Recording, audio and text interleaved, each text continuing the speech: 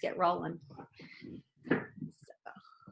Okay, welcome. I am Joy, your social media bootcamp coach, and I wanted to start a weekly chat and establish a little more regular office hours so that I can answer your questions instead of having them randomly posted on the Facebook wall. We'll do a weekly chat. So I'm looking at Thursdays at this time. We'll do a Zoom call. You'll be able to log in like Ron is doing right now and ask any questions as we go. So it's a great opportunity for you to learn and get your Instagram going.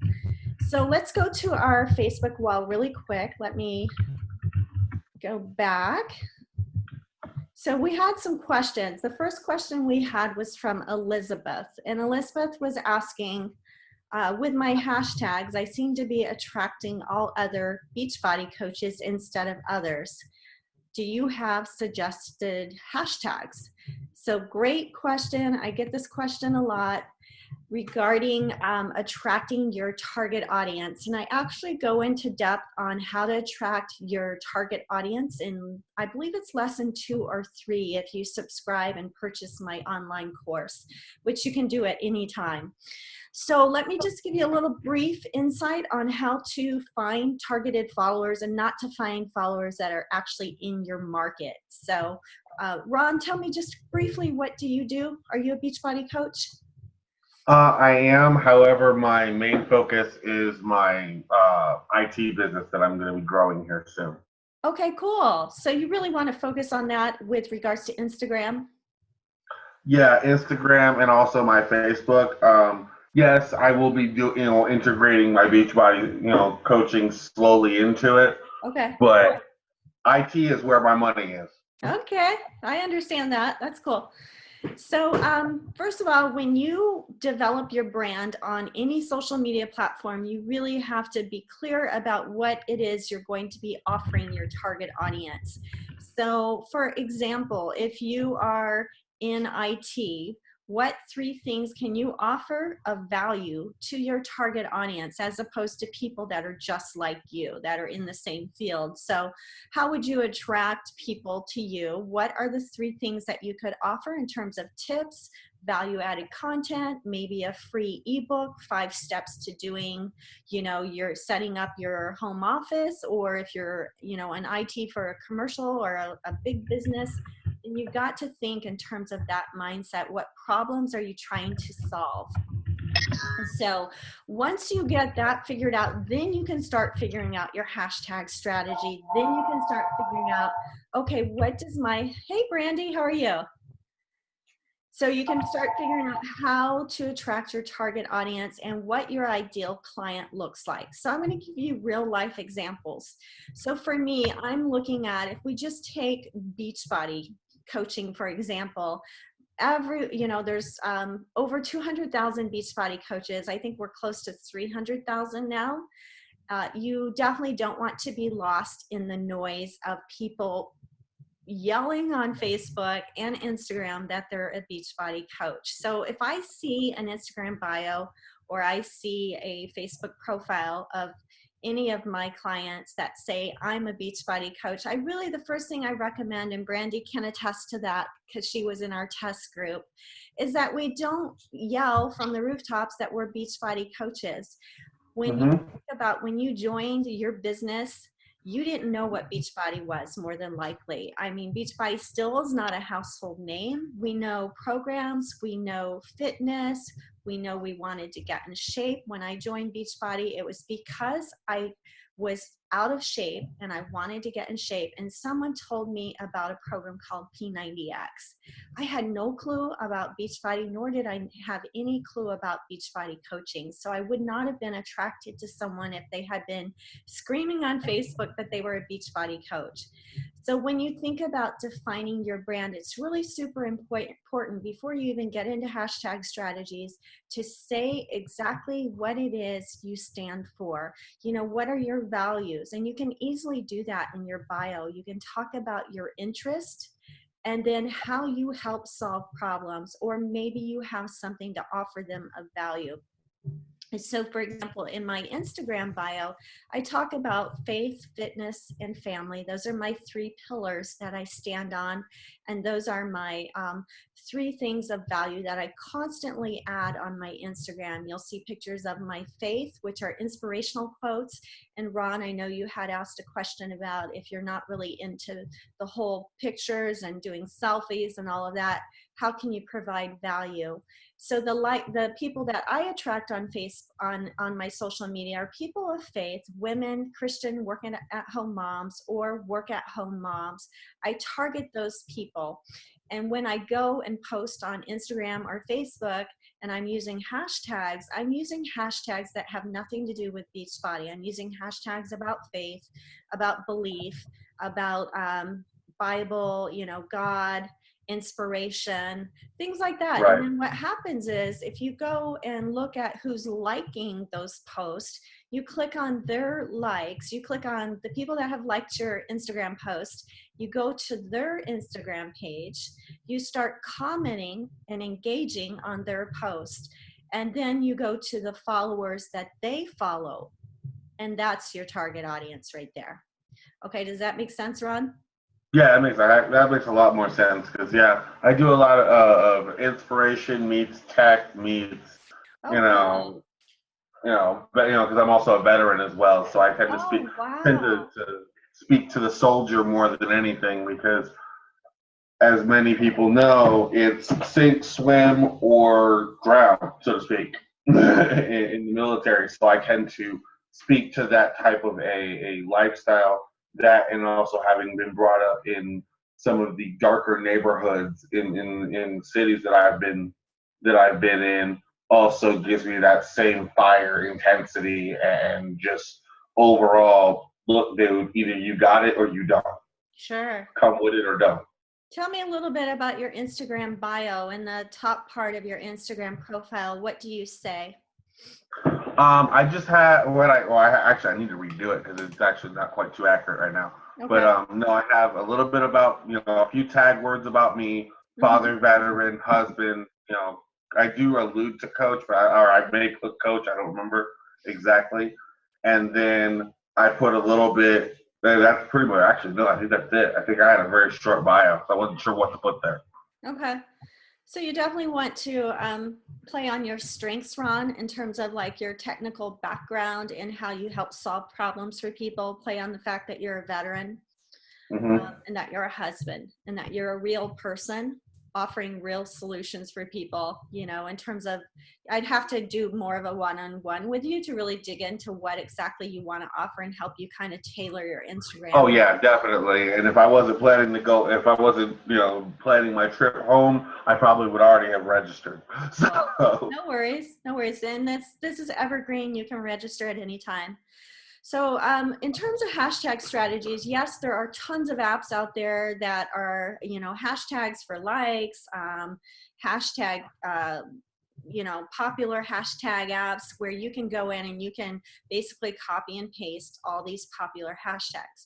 The caveat that I've taught in my boot camps is that just because they're popular doesn't mean that it will attract your target follower. For example, the word love is one of the most popular hashtags. There's a catch-22 with hashtagging love in your post, even if it's relevant. What happens is because it's so popular, millions of people use it all the time, it gets pushed down in the feed really, really quickly. So regardless of what else you hashtag, that picture goes away very, very quickly. Now you can mhm. delete your hashtags one time. It used to be you could delete them 3 times. You can only delete them once now, and you can add new hashtags in. So you can add a total of up to 30 hashtags total, but I recommend that you only add 5 or 6 because you look so spammy if you start adding more than that, right? Oh So, yeah. and never add them in your first comment. Always do your comment, do your message, and then go back in, and your second comment, right where people are starting to comment, you just go back in and add your hashtags. What I like to do and what I tell people is to keep all your hashtags in your notes on your smartphone, and then you're able to just copy and paste them. In fact, I'll copy and paste all of the hashtags that I have, and I have them in groups. So like I have all my spiritual ones together, and then I'll just select 5 or 6 that makes sense to that post. I have all my coaching information in one post. I have all of my fitness, all of my food. So you just kind of separate them all. It takes a few minutes to do it, but once you do it, you're never retyping hashtags. So it's really a time saver. So think about that. As far as like using where you do a call to action, you always want to ask people something. Try to, for the most part, not every single post, but you want to engage people. So let's say, for example, Ron, you had a question for people. You can ask that question on the picture. You can do, a few words like, what if, or how do you do this? Something that will immediately grab their attention, because the lifespan of a post on Instagram in terms of scrolling is about 3 to 5 seconds.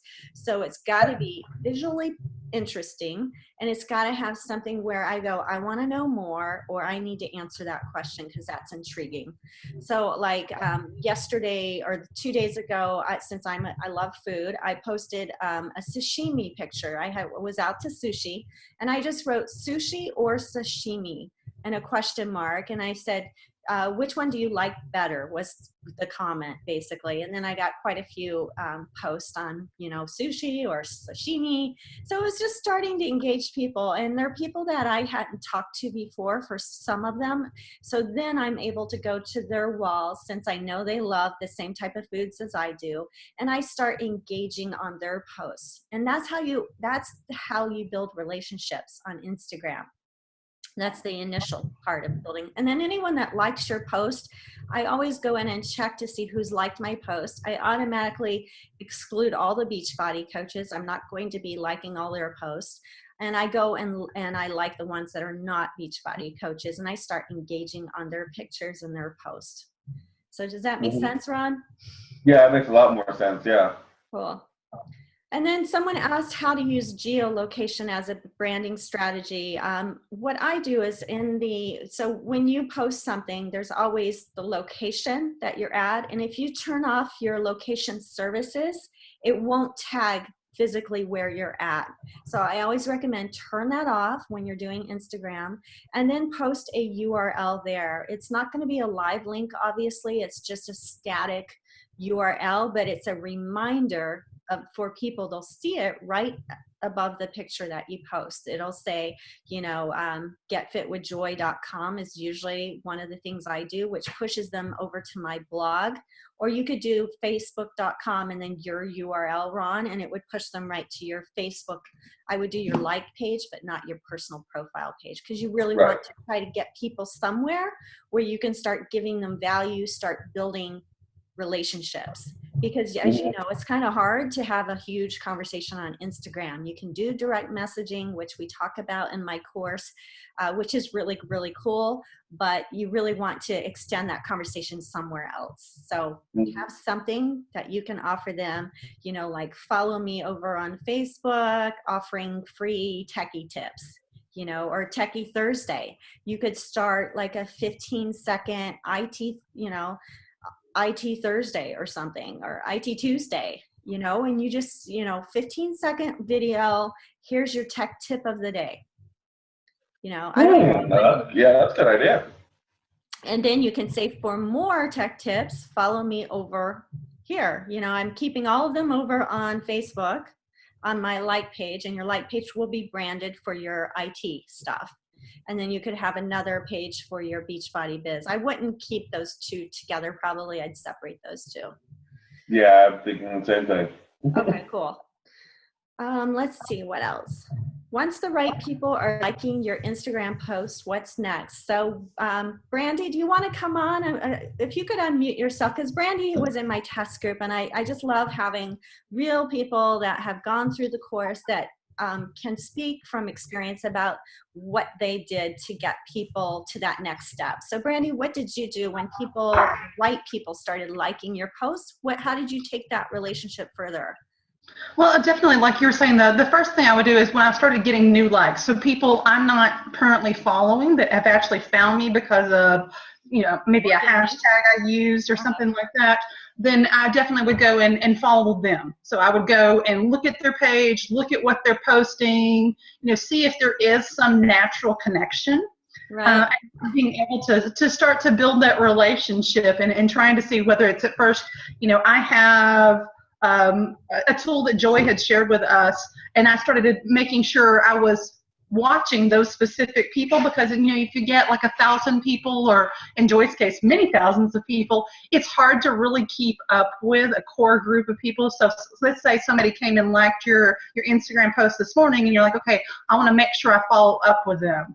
So I kind of filtered that down using an app that Joy had shared with us in the training, so that way I could keep up with, these are the people I want to make sure I engage with every day, that I don't forget for whatever reason, because some people post every day and some people are not very active on Instagram, so maybe it's once a week. So I don't want to miss out on an opportunity to be able to engage with those people and their posts, and really trying to, like Joy said about when you're posting, you're asking a question so you get engagement, the same thing back to them. So I wouldn't just comment on their post and go, oh, Joy, that's a cute scarf you're wearing. I would follow up, oh, Joy, that's a cute scarf you're wearing. Is that something you made, or did you buy that somewhere? So I'm leaving it as a question back to Joy. So hopefully she's going to follow up with me. And then also as well, I don't know how new you are to Instagram, but always tag that person in your comment back to them, because on Instagram they get the notification that somebody had commented that way. And I know sometimes I'll get 7 comments, but the one that tagged me is the one, of course, that I'm going to see pop up as my notification. So that's that reminder to me that I want to do that for them as well. So hopefully I can get more engagement back. So it's really been those startings of those conversations. And then of course my goal is getting them over to my like page. I've run contests and done different things to get some energy to get them going where I want them to go. And then the same thing as well, as Joyce talked about, is offering that free value. So in your case, if your expertise is IT, then it's that relationship that they feel like you're not just wanting something out of them, that you're trying to give something back out there in the world. And that's part of why they follow you, that that you have a value add to offer. And that's what they're looking for, whether it's about fitness or it's about technology or about whatever, or you're sharing recipes, whatever it is that is truly you, as Joyce said, she defined herself.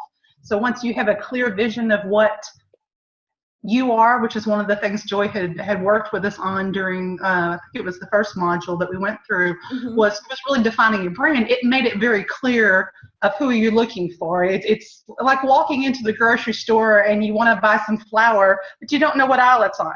So you're going to roam up and down the aisles trying to find the flour until you find it. But if I had a very clear vision of, okay, my flour is going to be on aisle 7, then that's where I want to go.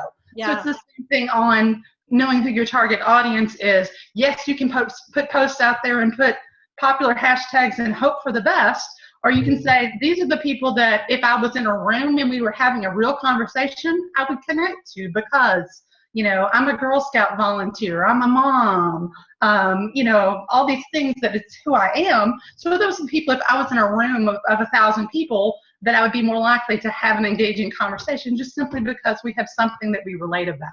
And that's such a good point too, because I think, Brandy, you hit the nail on the head. It's like, surround yourself with people that are like you, or that you want to be, that you're attracted to from a interest standpoint, from a belief standpoint.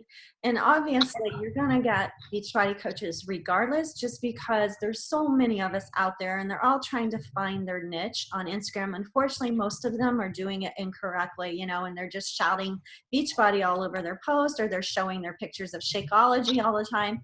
Look at, look at Brandy's, look at Summer Coggill's posts, look at the people that have gone through the boot camp, and look at our post, and you'll see we rarely put stuff up about Shakeology, because people aren't going to be searching for that. They're going to be searching for someone they can relate, they can trust, they can build credibility with before they think about, trusting you as a coach or I call myself a hope dealer, someone that they can trust and believe in and can inspire them. So for example, if you are into, let's say, paleo diet or the paleo principle, and you love cooking paleo, you're going to start posting about that, and then you want to attract people that live that lifestyle. So your hashtags would be more around the paleo lifestyle. If you are a crafter and you are a total crochet queen or a knitter, then you are going to show off your crafts, but not only are you just going to like blatantly put out pictures of your latest scarf, you're going to actually give them tips on how you did it. So maybe within the context of Instagram, you can't, obviously do a huge video on that. What you can do is do like the 3 steps. This is what I did to get started. Follow me over on my YouTube channel where I actually walk you through how I did this craft. Homeschoolers, we've got a lot of homeschoolers that are Beachbody coaches. Maybe you have some ideas for homeschooling your kids, so think about what you do outside of Beachbody, because you're a real person. You got tons of interests, you guys. Don't think just because you're Beachbody, you got to figure out your brand for Beachbody. No, you are your brand. You want to, stand loud and proud for who you are, because that's who you're going to attract, people like you. Does that make sense, Ron? Oh, definitely. And I was going to actually add to that because of the fact that I have been a Beachbody coach for over a year. And that's been my biggest thing, is branding myself, because I am a veteran who's been, who's lived in like I said, the inner city, who has, little to no patience for ignorance and a lot of stupid stuff. So rather than, and I still kind of have this issue, I'm actually coming out of my shell a bit. Mm-hmm. It's always been hard for me to figure out just how brash I can be without being a jack. Right. For lack of a better way of putting it. Right. Because I have a very no-nonsense, sink or swim type of mentality. Either you want it or you don't. If you don't, move to the side. Let me get to the person who does. Exactly. That is me in a nutshell. And I think, honestly, Ron, I don't think you need to sugarcoat it. I think if you sugarcoat it, or you try to be something that you're not, or try to tone it down, you won't attract the people that you need in your life and that will thrive under your leadership.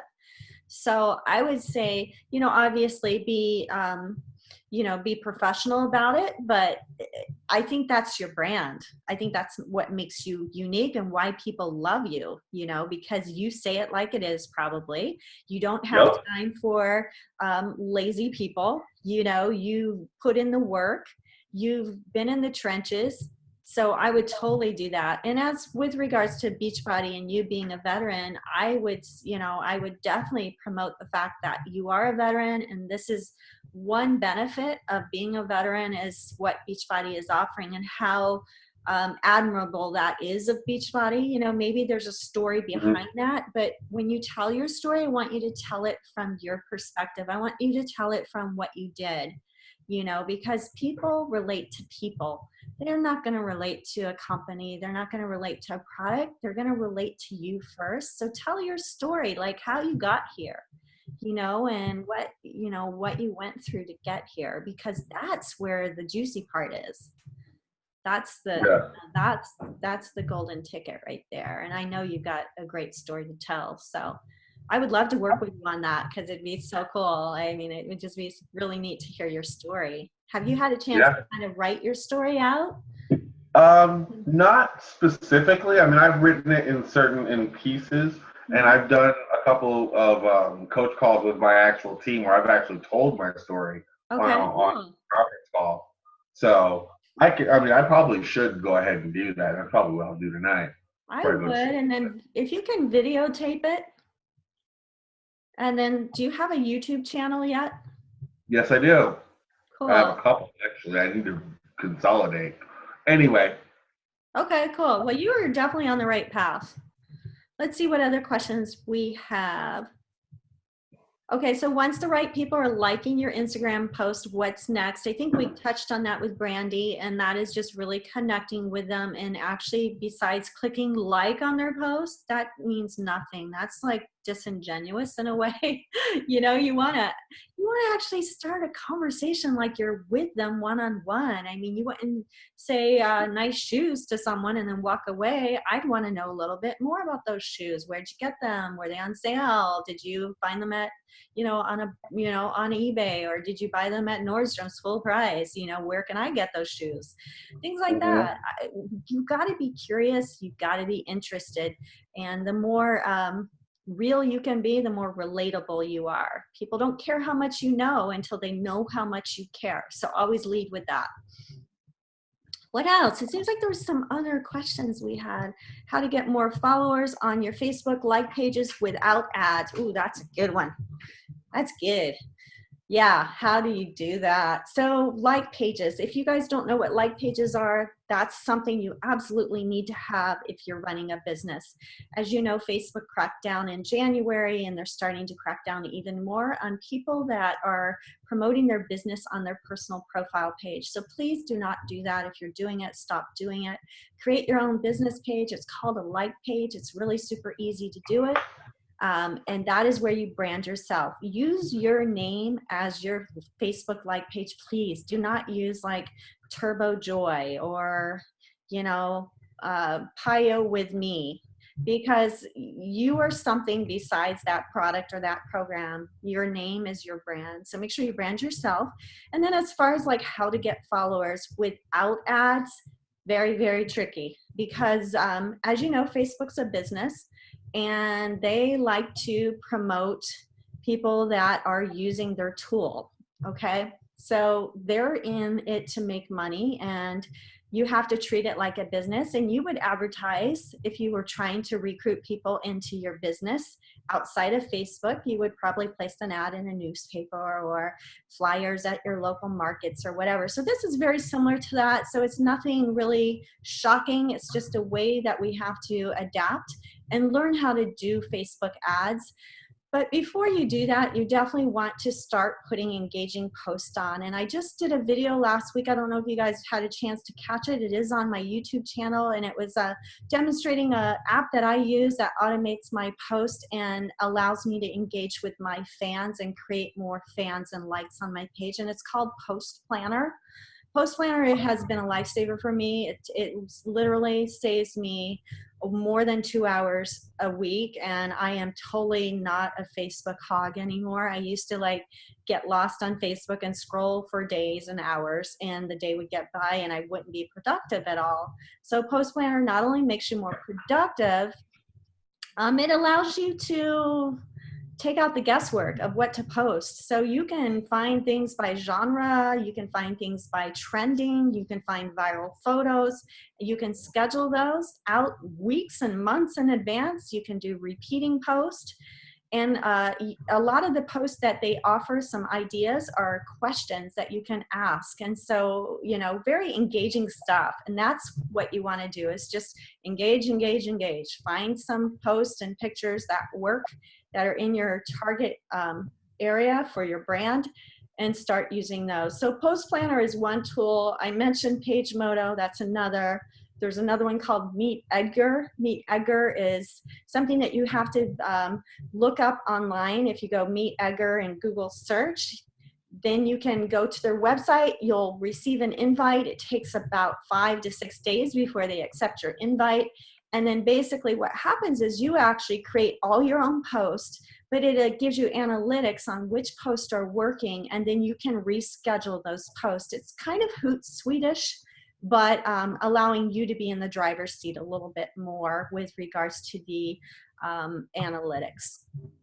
So those are the main ones. There is an Instagram scheduler. There's a couple. We mentioned one on our Facebook wall this week. There was another one called Schedugram that I think Brandy was using, as well as myself. It was really, really good. They were based out of Australia, and then they had some issues with some hackers, so they were shut down for about a week.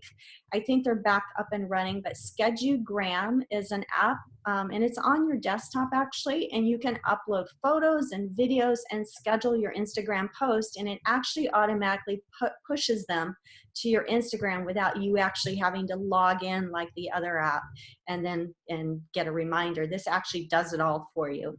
That one I think is $13 or $14.95 a month. So that's an option for you if you really got your brand strategy all figured out and you got all your ducks in a row and you know exactly what content you want to post, or you have multiple Instagram accounts. That's when I recommend a scheduling tool. What else? Any other questions, you guys? I don't see any on the wall. No, you answered all of mine, including my life page one with the brand idea. Good. Yeah. And if you guys do decide to do ads, I'm highly recommending that you either find a free webinar on how to do ads. And I think I posted the one from Kimra Luna. She's my guru mentor on social media. I love her. She's really a rocker chick, really cool. Totally talk about branding yourself. That chick, you know, is in her lane and she's staying in her lane, and screw it if you don't like it, but the content that she offers is right on the money. She just gives.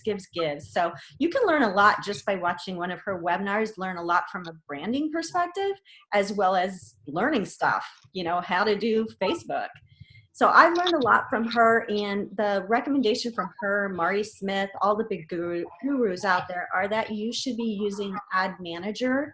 You get to it through the Power Editor. So Ad Manager is the tool within Facebook as opposed to boosting your post. Little thing about boosting posts.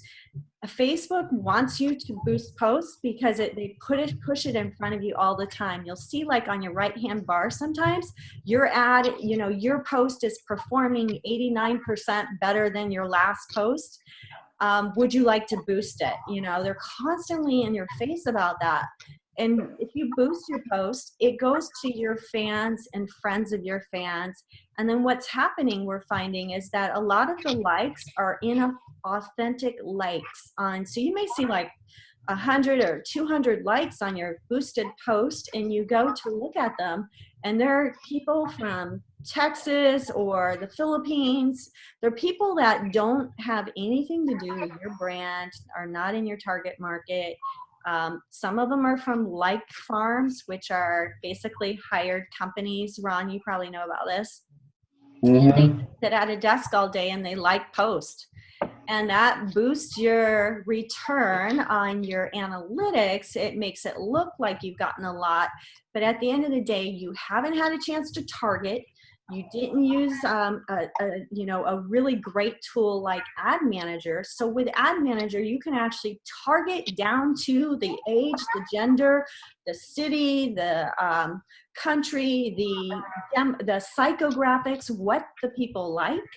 They love Pio, or they love MLMs, or they love, social media, or they love crafting. You can actually target very, very microscopic targeting with Facebook ads, Ad Manager. So that's just a little snippet on that. And then you asked a question on Pinterest. I'm really diving deep into Pinterest this year, and will be offering you guys as much as I can learn. I'll offer you guys that as well.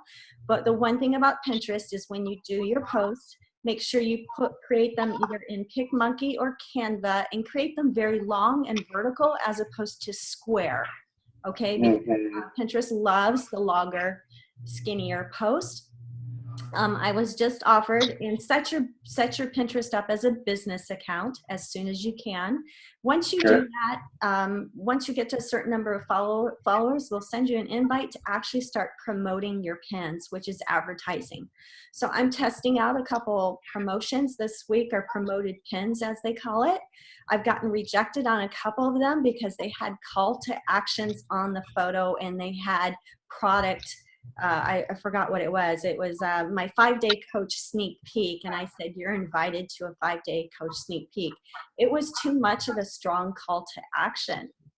So they're slightly different in terms of their strategy, in terms of the way they look at promotions versus Facebook. Facebook, you could get away with that.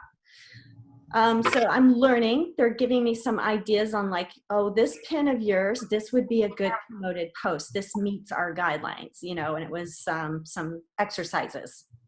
So that's an idea for you guys, is to start there if your target market is over there. And as you know, tons of women are over on Pinterest. So if that's your target market, then I'd say get over on Pinterest. Spend some time there when you have your social media allotted time. So anything else, Brandy? Any other questions or any other learning that you've found?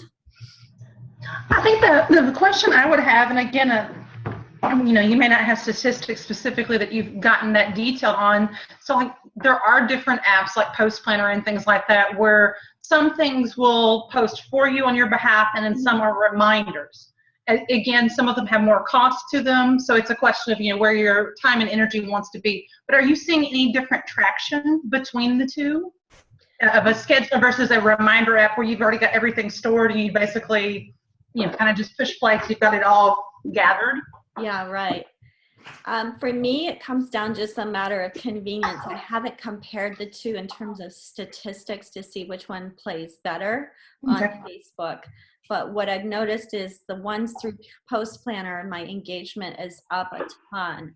What I like about that is that I can repurpose any of those photos that are used on Post Planner, because those are royalty-free photos. So the thing you get into with Instagram or any social media is if you start grabbing photos off Google, and Ron, you probably are familiar with this, is that you start stepping on people's photographic rights. So Post Planner has this huge library, this huge database where I go, oh my gosh, that's a beautiful scenery picture. I'm going to grab that, save it to my desktop, take it into PicMonkey or Canva, and put a beautiful quote over it. Now it becomes my quote, and it becomes my piece of content that I can repurpose over and over. And I can load that back into Post Planner and reschedule it out for the next month or week or however many times I want to post it. So that's what I like. And also, just as a techie note, just something I happen to think of. If you're using something like a Hootsuite or a Post Planner, and you tend to post from mobile a lot, yeah, what I tend to do is, as a program or as an app on, I know actually it's on both, called IFTT or IFTTT. I love IFTTT. If this, then that. Yes. Yeah. I love that app, because what I can do is I can set a time for it. Say at 10 o'clock, I want to post to my like page about X. Yes. Yes. So if you're not a part of the IF3T revolution, I'd say get on it. Get on it. I did a video tutorial on that too, so check my YouTube channel if you're not familiar with what Ron is talking about. It's genius. Shalene Johnson turned me onto it a while ago in one of her social media trainings. It's called If This Then That, but the website is ifttt.com. Super easy to set up. You can find recipes from other people. They're called recipes, and like Ron said, you give it the logic, right? You just say, if this happens, then this triggers this reaction on either my, so for example, every Instagram photo that I load to Instagram gets transferred over and saved to my Google Drive because I've created that recipe. So in my Google Drive, I have a folder called Instagram photos. Every time Mindy Lawhorn, who is my upline coach, posts a Instagram post, I get a text message that says, it gives me Mindy's post. So I don't have to go to Instagram and check on Mindy to see what she's posting, because I like to follow Mindy. And I do the same for Shalene, and I do, you know, people like Brandy was saying, this might be the app Brandy was referring to, but people that you want to keep track of, you can set up an IFTTT recipe, track them, and it'll send you either an email or a message.